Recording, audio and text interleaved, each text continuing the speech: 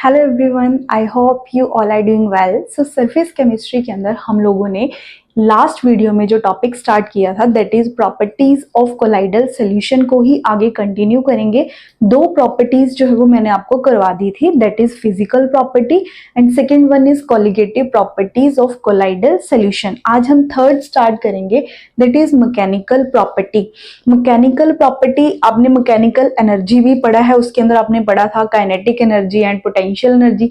Same वैसे ही यहाँ है, मैकेनिकल प्रॉपर्टी को आप काइनेटिक प्रॉपर्टी भी बोल सकते हो। अब काइनेटिक से ही आपको समझ आ रहा होगा कि काइनेटिक वर्ड का यहाँ यूज किया, इट मीन यहाँ पे मोशन होगा। क्लियर? तो इस काइनेटिक प्रॉपर्टी के अंदर पार्टिकल्स जो है वो किस में होते हैं, कोलाइडल पार्टिकल्स जो है वो किस में होते हैं, मोशन में होते हैं। तो जिस साइंटिस्ट ने सबसे पहले इसके कोलाइडल पार्टिकल्स के मोशन को नोट किया था, ठीक है, नोटिस किया था, उनका नेम था Robert brown. The name of the scientist is Robert brown. उन्होंने इस मोशन को 1827 में एक्सपीरियंस किया था, ठीक है। तो उन्हीं के नाम से इसका नेम रखा गया है ब्राउनियन मूवमेंट। अब ये है क्या? पहली बात, ये इंपॉर्टेंट टॉपिक है, इसको बड़े ढंग से समझना, इसमें से पेपर में क्वेश्चन पूछा ही जाता है, ठीक है। तो साइंटिस्ट के नेम के ऊपर ही जो है वो इस टॉपिक का जो है वो नेम है दैट इज ब्राउनियन मूवमेंट। अब ब्राउनियन मूवमेंट जो है वो है क्या? इसमें होता क्या है, जो पार्टिकल्स होते हैं, कौन से पार्टिकल्स, कोलाइडल पार्टिकल्स जो होते हैं वो कंटिन्यू जो है वो मूव करते रहते हैं। एग्जाम्पल के लिए मैं आपको डायग्राम के साथ समझाती हूं। जैसे ये एक बीकर है, बीकर के अंदर वाटर है और मिल्क है, तभी वो कोलाइड बनेगा, ठीक है। तो सिंपल सी बात, आप सिंपल ये समझो, ये एक कोलाइडल सॉल्यूशन है, this is colloidal solution. Clear? अब आपको पता है कि कोलाइडल सॉल्यूशन के पास जो है वो डिस्पर्स्ड फेस भी होगा और डिस्पर्शन मीडियम भी होगा। अब इसमें होता क्या है, यहाँ बीकर के अंदर जो है सॉल्यूशन में छोटे छोटे पार्टिकल्स हैं, dispersed phase and dispersion medium. ये पार्टिकल्स क्या करते हैं, ये आपस में ही कोलाइड करते रहते हैं, ठीक है। ये पार्टिकल्स हैं दैट इज डिस्पर्स्ड फेस या डिस्पर्शन मीडियम, दोनों ही आप बोल लो। ये पार्टिकल्स क्या करते हैं, ये आपस में ही कोलाइड करते रहते हैं, ठीक है। या तो कोलाइड होगा dispersed phase and dispersed phase के पार्टिकल्स के बीच में, कोलिजन जो है वो किस किस के बीच में होगा, collision between dispersed phase and dispersed phase particle के बीच में कोलाइड होगा, या फिर डिस्पर्स्ड फेस पार्टिकल्स जो है वो डिस्पर्शन मीडियम पार्टिकल्स के साथ क्या करेंगे, कोलाइड करेंगे। अब जब कोलाइड करेंगे तो ऑब्वियस सी बात है, वो अपनी जिस पोजीशन पे वो पहले थे, कोलाइड करने के बाद वो इधर उधर जो है वो मूव कर जाएंगे। क्लियर? उनका जो डिस्प्लेसमेंट है वो जो है वो एक साइड से दूसरे साइड जो है वो चली जाएगी, ठीक है, आफ्टर कोलिजन। तो जो रॉबर्ट ब्राउन थे उन्होंने अल्ट्रा माइक्रोस्कोप की हेल्प से देखा इस पूरे प्रोसेस के अंदर कि कैसे जो है पार्टिकल्स मूव करते हैं। तो जब उन्होंने इन पार्टिकल्स का पाथ देखा तो वो ऐसे था, पार्टिकल्स ऐसे जिग जैग मोशन में क्या कर रहे हैं, मूव कर रहे हैं। This is zigzag motion. तो ये जो पाथ है, ये जो मोशन है, वो रॉबर्ट ब्राउन ने कब देखा था, 1827 में।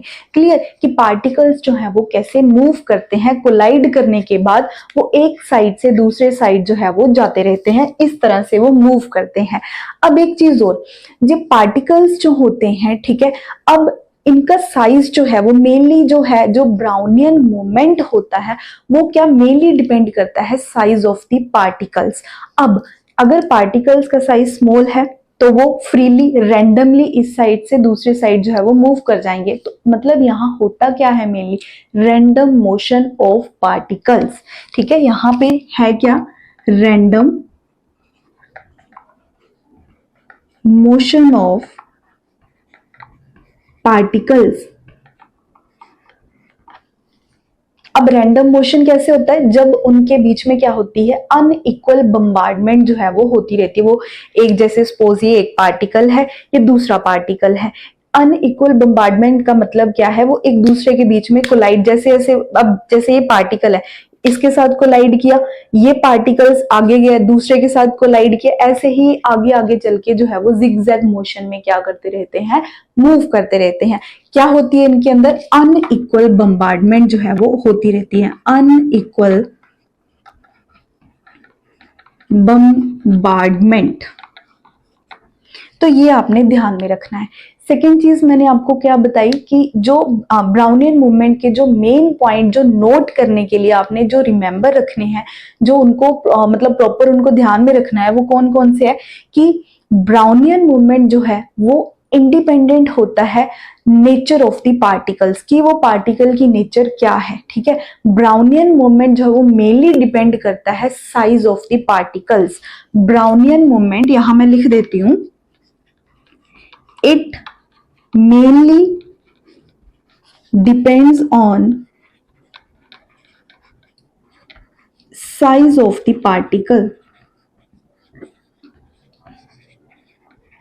सिंपल सी बात है, किसके ऊपर डिपेंड करता है, साइज ऑफ द पार्टिकल्स। अगर पार्टिकल का साइज जो है वो स्मॉल है तो वो क्या करते हैं, वो सोल्यूशन में घूमते रहते हैं। क्लियर इतनी बात। अगर पार्टिकल का साइज बड़ा हो गया, जैसे जैसे पार्टिकल का साइज इंक्रीज करता जाएगा, इंक्रीज होता जाएगा, जो अनइक्वल बम्बार्डमेंट है वो धीरे धीरे डिक्रीज होती जाएगी। पार्टिकल का साइज बड़ा हुआ, पार्टिकल्स जो है वो धीरे धीरे स्लोली, वेरी स्लो रेट से नीचे बैठना स्टार्ट कर जाएंगे। क्लियर। अब जैसे वो नीचे बैठना स्टार्ट करेंगे, उनके बीच में जो अब देखो, जब पार्टिकल, सिंपल सी बात है, जो बहुत ही पतला इंसान है वो बहुत तेजी से भाग सकता है। अगर कोई बहुत ही हेल्दी पर्सन है, बहुत ही मोटा है, उसको भागने के लिए जो है वो एनर्जी बहुत ही ज्यादा है, वो अपने आप से नहीं इतना तेज चल सकता है। तो सेम चीज है, जैसे ही पार्टिकल का साइज बड़ा हुआ, जो अनइक्वल बम्बार्डमेंट है वो डिक्रीज होनी जो है वो स्टार्ट हो जाएगी। क्लियर इतनी बात। सेकेंड चीज, ब्राउनियन मूवमेंट जो है वो स्टरिंग इफेक्ट शो करता है। it show stirring effect। ये आपने ध्यान में रखना है। इस इफेक्ट के कारण जो पार्टिकल्स होते हैं वो नीचे सेटल डाउन नहीं होते हैं। स्टीयरिंग का मतलब आप समझते हो ना, किसी चीज को डिसॉल्व करना, रोटेट करना। ठीक है, तो वो ऊपर ही रहते हैं। ठीक है, तो ब्राउनियन मूवमेंट क्या शो करता है, स्टीयरिंग इफेक्ट। इस इफेक्ट के कारण जो आपके पार्टिकल्स हैं वो नीचे सेटल नहीं होते हैं। ये चीज आपको आई होप समझ आ गई होगी। अब इसी के अंदर एक इसी में है, दैट इज डिफ्यूजन। पार्टिकल कहां से कहां मूव करते हैं। डिफ्यूजन में आपको पता है क्या होता है, मैं ये यहां से थोड़ा रब कर देती हूँ।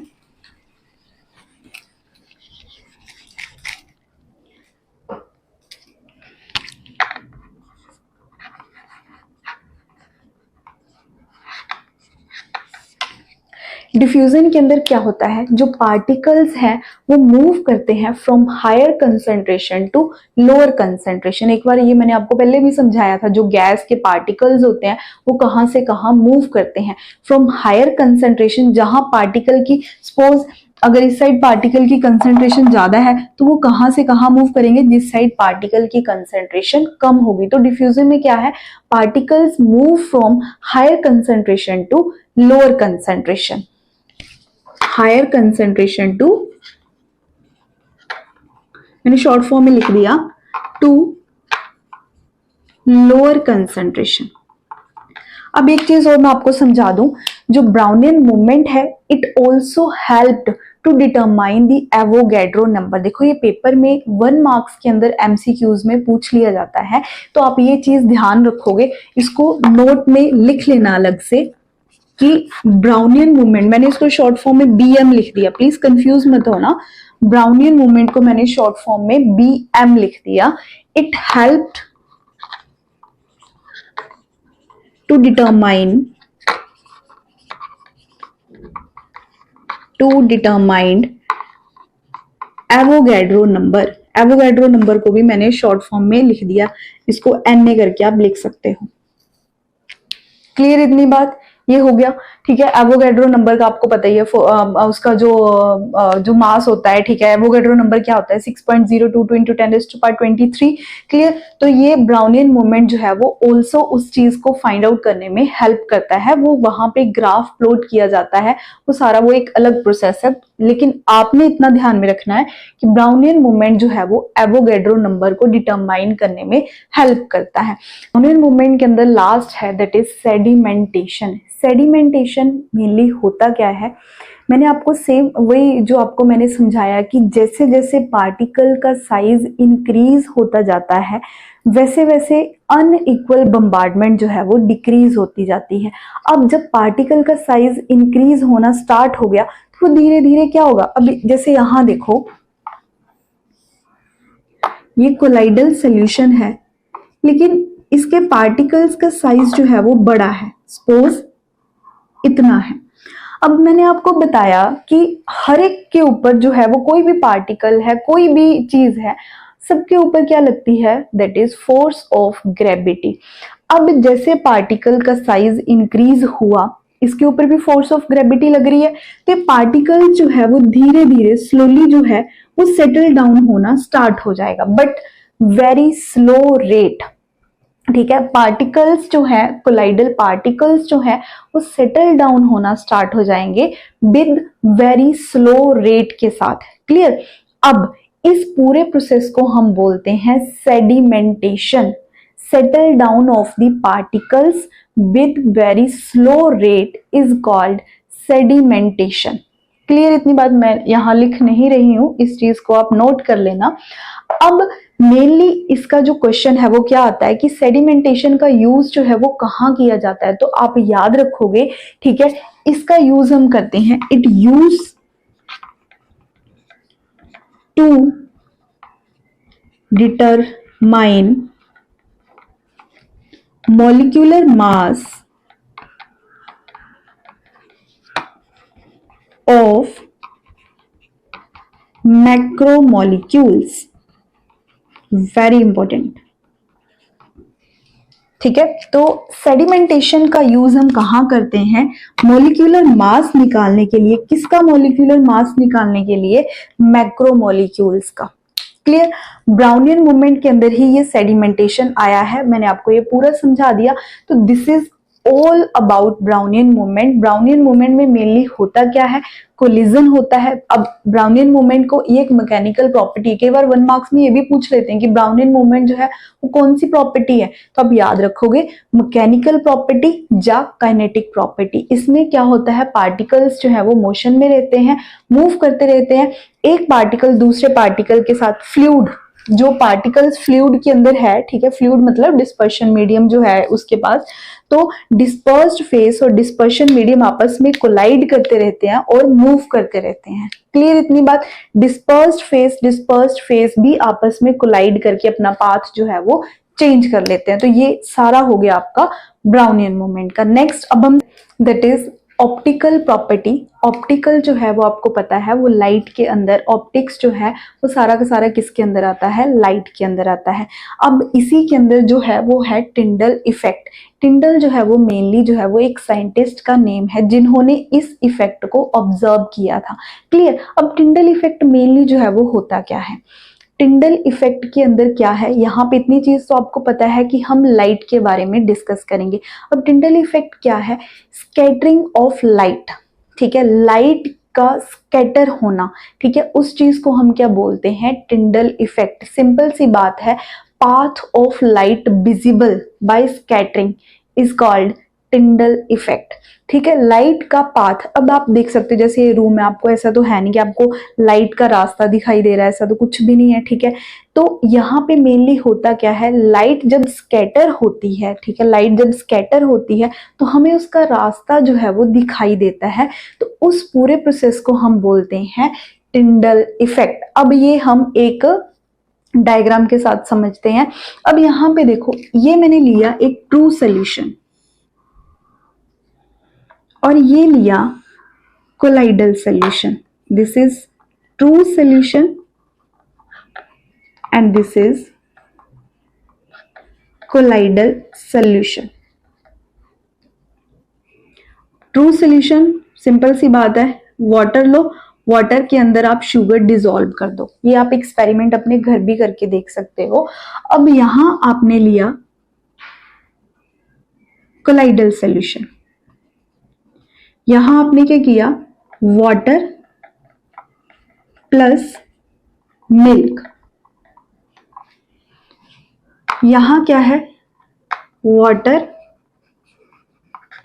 Plus sugar. अब जब आप क्या करोगे, यहां पर लाइट पास करोगे, ये मैं यहां लिख देती हूं,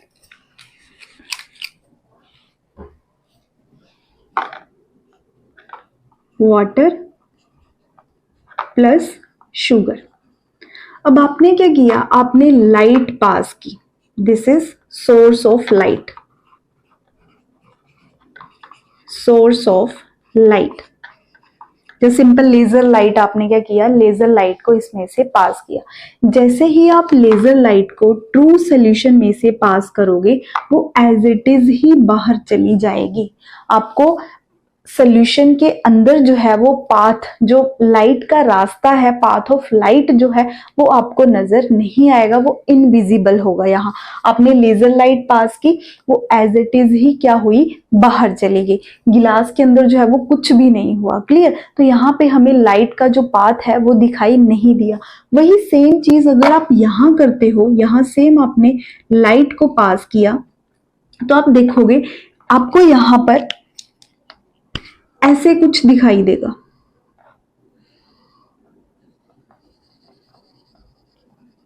ठीक है? तो this is your path of light, path of light. तो इट मीन हुआ क्या, अब ये सारा प्रोसेस में जो है, सिंपल सी बात है, यहाँ पे लाइट की क्या होगी, स्कैटरिंग होगी। लेकिन हुई कैसे वो हम देखेंगे। अब सिंपल, जब आपने यहाँ, मैं आपको, ये तो सिंपल सी बात है, ये हम बाद में करते हैं, पहले मैं इसको, इस चीज को समझाती हूँ। यहाँ पे देखो, यहाँ क्या है, पार्टिकल्स है, हमें दिखाई नहीं दे रहे हैं, लेकिन आपने क्या किया, जैसे आपने वाटर के अंदर मिल्क को ऐड किया, तो मिल्क जो है वो पूरे पानी के अंदर क्या हो जाएगा, डिस्पर्स हो जाएगा, फैल जाएगा। हमें उसके पार्टिकल्स दिखाई नहीं देंगे, लेकिन वो होंगे। ठीक है? जब हम माइक्रोस्कोप की हेल्प से देखेंगे तो ऐसे उसके पार्टिकल्स होंगे। तो जैसे ही लाइट आई, जैसे ये पार्टिकल है, आपने यहां से लाइट पास की, लाइट, तो होगा क्या, ये पार्टिकल क्या करेगा, ये दिस इज कोलाइडल पार्टिकल, ये पार्टिकल क्या करेगा, इस लाइट को स्कैटर कर देगा, फैला देगा। ठीक है? अब वो सभी डायरेक्शन में इसकी स्कैटरिंग करवा देगा, सिर्फ एक डायरेक्शन में नहीं, वो ऑल डायरेक्शन में क्या हो जाएगी, लाइट की scattering, scattering of light in all direction. Simple सी बात, यहां हुआ क्या, लाइट की स्कैटर होगी, सभी डायरेक्शन में जो है वो लाइट आपकी फैल गई। क्लियर? तो वो किया किसने, वो किया कोलाइडल पार्टिकल ने। ऐसे ही जो अगला कोलाइडल पार्टिकल, जैसे सपोज ये यहां रखा था पार्टिकल, इसके साथ एक यहां भी पार्टिकल होगा, यहां भी पार्टिकल होगा, यहां भी पार्टिकल होगा। तो जैसे ये लाइट आई, ये लाइट को क्या करेंगे, स्कैटर करना स्टार्ट कर देंगे। ठीक है? जिसके कारण क्या होगा, आपको ये पूरा का पूरा जो रास्ता है वो आपको रेड, मतलब सपोज वैसे बोल रही हूँ, आपको ये पूरा का पूरा जो लाइट का पाथ है वो आपको विजिबल होना स्टार्ट हो जाएगा। इसको हम बोलते हैं बीम ऑफ लाइट। क्लियर? इतनी चीज, स्कैटरिंग के कारण जो लाइट का रास्ता है वो दिखाई देना स्टार्ट कर जाएगा। तो ये जो लाइट जब आती है, जो हम लाइट को भेजते हैं, जैसे ये सोर्स ऑफ लाइट है, ये कन्वर्जेंट होती है। आपने 10th क्लास में पढ़ा है। ठीक है? जैसे सपोज यहाँ पे लेंस है, ये लाइट गई,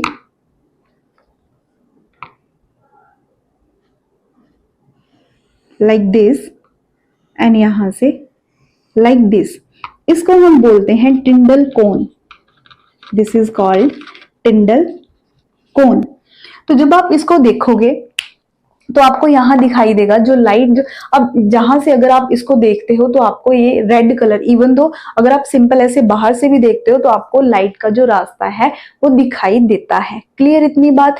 तो ये तो हो गया आपका टिंडल इफेक्ट। टिंडल इफेक्ट में आपने एक चीज सबसे ज्यादा ध्यान में रखनी है कि सिर्फ वही पार्टिकल्स लाइट की स्कैटरिंग करवा सकते हैं जिनका साइज जो है वो प्रेफरेबल हो। अब लाइट मेनली है क्या? It is wavelength. क्लियर? अब दोनों में डिफरेंस क्या है हम वो देखते हैं।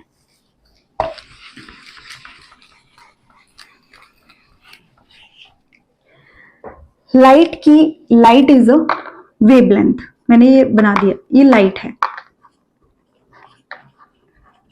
पे देखो जो पार्टिकल्स का डायामीटर है वो ज्यादा स्मॉल नहीं होना चाहिए। Diameter of dispersed phase particle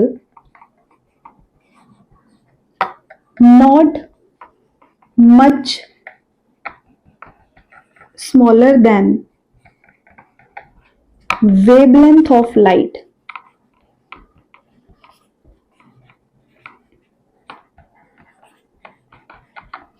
clear? Important है, इस चीज को आप ध्यान रखोगे। जो पार्टिकल का डायामीटर है, ठीक है, किसके पार्टिकल्स का? डिस्पर्स्ड फेज पार्टिकल्स का, वो लाइट जो वेवलेंथ ऑफ लाइट है उससे बहुत ज्यादा स्मॉल नहीं होना चाहिए। ना तो बहुत ज्यादा बड़ा होना चाहिए, ना ही बहुत ज्यादा स्मॉल होना चाहिए। अगर तो बहुत छोटा हुआ, जैसे अब इस केस में देखो, ट्रू सोल्यूशन के केस में देखो, पार्टिकल्स का साइज बहुत स्मॉल है। अब जो लाइट आएगी वो without, light is a wavelength, ठीक है, जो लाइट आएगी वो विदाउट उसको डिस्टर्ब किए जो है वो बाहर चली जाएगी। अब ये पार्टिकल्स जो है, जो ट्रू सोल्यूशन के अंदर डिस्पर्स्ड फेज पार्टिकल, उसका साइज इतना स्मॉल है कि जो लाइट आई वो बिना उसको डिस्टर्ब किए जो है वो चली गई। तो इस केस में आपको लाइट का जो पाथ है वो दिखाई नहीं दिया। लेकिन इस केस में क्या होगा? लाइट आई, इससे टकराई, तो इसने क्या कर दिया? लाइट को सभी डायरेक्शन में स्कैटर कर दिया। और अगर साइज बहुत बड़ा होगा, जैसे फॉर एग्जांपल सैंड है, ठीक है, तो आपको पता ही है सैंड तो नीचे बैठ जाएगा, वो तो नीचे चला जाएगा। तब इस केस में भी लाइट जो है वो सीधी बाहर चली जाएगी विदाउट एनी डिस्टर्बेंस। तो सिर्फ कोलाइडल पार्टिकल्स ही टिंडल इफेक्ट शो करते हैं। तो ये चीज आपने मेनली ध्यान में रखनी है कि जो पार्टिकल्स का डायामीटर है वो वेवलेंथ के कंपेरेबल होना चाहिए। बहुत बड़ा हुआ तब भी टिंडल इफेक्ट नहीं शो करते हैं, बहुत छोटा हुआ तब भी टिंडल इफेक्ट शो नहीं करते हैं।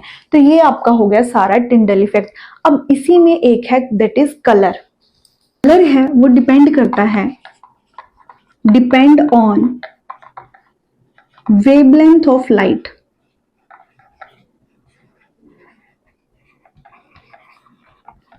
ठीक है, कलर जो है वो किसके ऊपर डिपेंड करता है? Wavelength of light.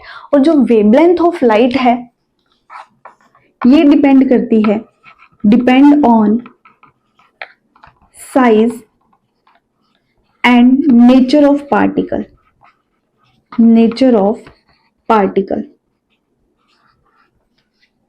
ठीक है, वेवलेंथ किसके ऊपर डिपेंड करती है? Size and nature of particle के ऊपर।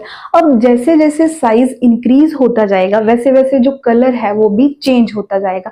इससे पहले आपको एक चीज मैं और समझाऊं, टिंडल इफेक्ट जो है ये मेनली आप सब जगह देखते हो। जैसे के लिए सपोज के लिए डार्क रूम है, आप देखते हो कि सन की लाइट आ रही है, ठीक है, सन की लाइट जैसे ही किसी होल से रूम के अंदर एंटर हुई तो हमारा जो एटमॉस्फेयर है वो भी क्या है? आपके एटमॉस्फेयर के अंदर जो पार्टिकल्स है वो भी आपके क्या है? कोलाइडल पार्टिकल्स ही हैं, ठीक है। तो वो भी क्या करते हैं?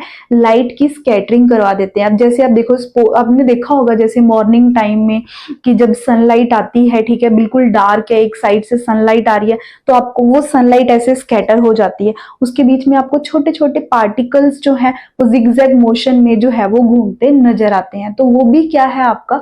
वो भी क्या शो करते हैं? Tyndall effect. किसके कारण? हमारे एटमॉस्फेयर के कारण। हमारा जो एटमॉस्फेयर है उसके अंदर भी क्या है? बहुत सारे कोलाइडल पार्टिकल्स हैं। सेम ऐसी बहुत सारी एग्जांपल्स हैं, ठीक है। जहां पर टिंडल इफेक्ट जो है वो शो किया जाता है। अब इस केस में देखो कलर जो है वो किसके ऊपर डिपेंड करता है, वेवलेंथ ऑफ लाइट। और जो इस केस में क्या है, जो वेवलेंथ ऑफ लाइट है वो क्या है, वो डिपेंड करती है size and nature of the particle. For example के लिए गोल्ड सोल है, स्टार्टिंग में जब इसके पार्टिकल का साइज बहुत ही फाइन होता है तब इसका जो कलर होता है वो होता है रेड। जैसे जैसे पार्टिकल साइज इंक्रीज करता है, इंक्रीज पार्टिकल साइज, वैसे वैसे उसका कलर जो है वो चेंज हो जाता है, रेड से पर्पल, पर्पल से blue and finally gold, finally gold. तो ये चीज आप ध्यान में रखोगे, ठीक है। तो ये कलर मेनली जितने भी कलर है यूनिवर्स में, ठीक है, वो लाइट की स्कैटरिंग के कारण ही हमें दिखाई देते हैं। अब किसका कलर रेड है, किसी का कलर ग्रीन है, तो वो डिपेंड करता है। आपने 10th क्लास में भी पढ़ा है कि रिफ्लेक्शन के कारण, ठीक है, एब्जॉर्प्शन के कारण, ट्रांसमिशन के कारण जो है वो हमें कलर दिखाई देते हैं। अब जैसे मिल्क है, स्टार्टिंग में अगर मिल्क, जैसे आपने क्या किया, ग्लास के अंदर आपने मिल्क लिया, अगर उसके पार्टिकल लाइट को रिफ्लेक्ट कर रहे हैं तब उसका कलर जो है वो ब्लू होगा, ठीक है। मिल्क के पार्टिकल अगर लाइट को रिफ्लेक्ट कर रहे हैं, रिफ्लेक्ट आप समझते हो ना, जाना, देन उसी डायरेक्शन में वापस अगर रिफ्लेक्शन कर रहे हैं तो उसका कलर ब्लू होगा। अगर वही पार्टिकल लाइट को ट्रांसमिट कर रहे हैं, अब जैसे ये लाइट आई, ये ट्रांसमिट हो गई, ट्रांसमिट का मतलब आप समझते हो, ट्रांसमिट कि ये लाइट आई, ये दूसरे मीडियम में से होते हुए निकल गई, ठीक है। तो इसका कलर जो है वो क्या होगा, रेड होगा। तो ये चीज आप ध्यान में रखोगे कि जितने भी कलर होते हैं यूनिवर्स के अंदर, जो भी कलर्स हैं वो सारे किसके कारण है, that is scattering of light. तो ये दोनों के दोनों टॉपिक बहुत इंपॉर्टेंट थे, that is browning movement and Tyndall effect. And I hope आपको ये क्लियर हो गए होंगे।